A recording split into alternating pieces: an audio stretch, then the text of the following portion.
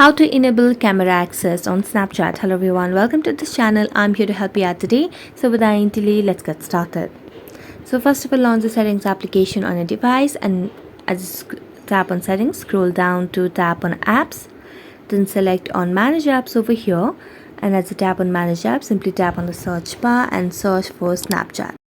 So as you search for it, the app will pop up at the bottom of the screen, so you just have to wait for a few seconds until it pops the app.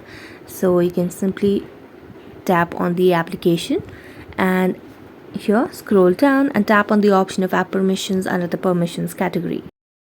Now scroll down and here you'll be able to see there are two different sections, allowed and not allowed. So you can see camera is under the not allowed category, so simply tap on the camera option and tap on allow. So when you tap on allow, you'll give access or enable the camera access on Snapchat. So that's it. Thank you so much for watching this video. See you next time.